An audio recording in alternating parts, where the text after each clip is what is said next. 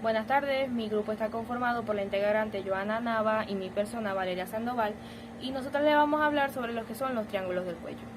Primero que todo, se conoce que el cuello obtiene una forma cuadrangular, lo cual esto incluye la parte de la mandíbula, los bordes superiores de la clavícula, la línea media del cuello y el margen posterior al trapecio.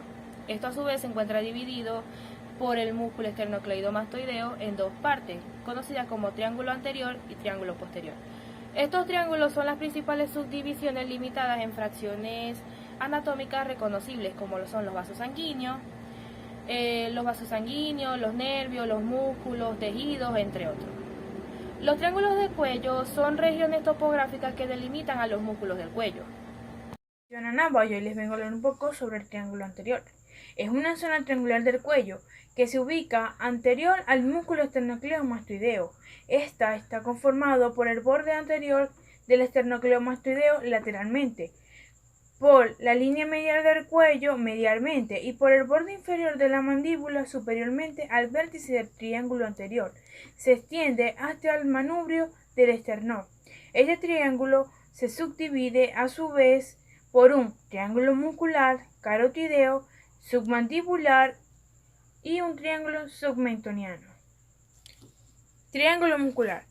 Contiene los músculos infrayoideos, músculo tiroideo, esternotiroideo y esternoioideo. Los vasos sanguíneos, como las arterias tiroidea superior e inferior y la vena yugular anterior.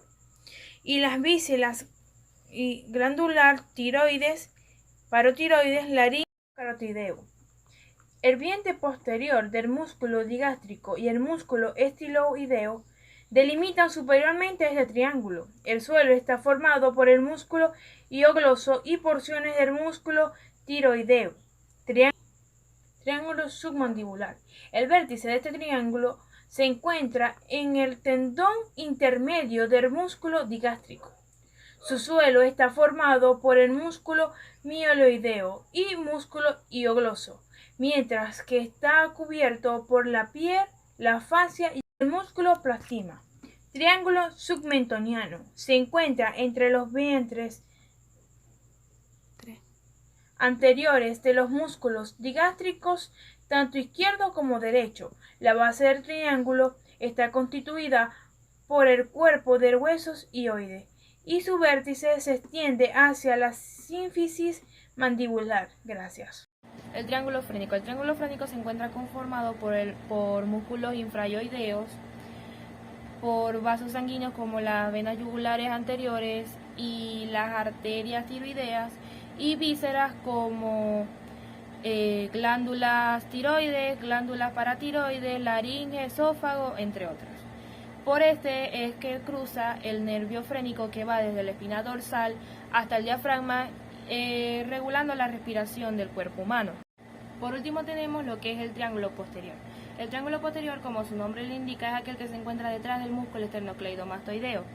Este tiene tres lados que lo conforman, que son su lado anterior, su lado posterior y su lado inferior. Su lado anterior está conformado por el lado posterior del músculo esternocleidomastoideo. Su lado posterior está conformado por el lado anterior del músculo trapecio. Y su lado inferior lo conforma lo que son el tercio medio de la clavícula. Su lámina superficial de revestimiento más la fascia cervical unida con el tegumento son aquellos que conforman el techo de este mismo espacio, mientras que su suelo está conformado por la fascia prevertebral, el músculo elevador de la escápula, los músculos esplenios de la cabeza y los músculos escalenos. El vientre inferior del músculo homoyoideo es aquel que subdivide el triángulo posterior en dos triángulos, uno pequeño y uno grande. Su triángulo más pequeño se conoce como triángulo homoclavicular o supraclavicular, que es aquel que comparte los márgenes anteriores e inferiores con el triángulo posterior. A su vez está delimitado superiormente con el borde, los músculos escalenos medios, la primera digitación del músculo serrato anterior y la primera costilla son aquellos que conforman el suelo de este triángulo, mientras que su techo está conformado por la piel, la fascia y el músculo platisma. La subdivisión del triángulo posterior se encuentra conformada por ganglio linfático, la tercera rama de la arteria subclavia, la rama supraescapular transversa del tronco tirocervical, la yugular externa, los troncos de la plexobraquial y las fibras de la plexocervical. Y tenemos el triángulo más grande, que es el triángulo occipital. Es aquel que comparte su lado anterior y posterior con el triángulo posterior. Están conformados por lo mismo. Mientras que su base, o bien conocido como su lado inferior, está conformado por el borde superior del vientre inferior del músculo omoioideo.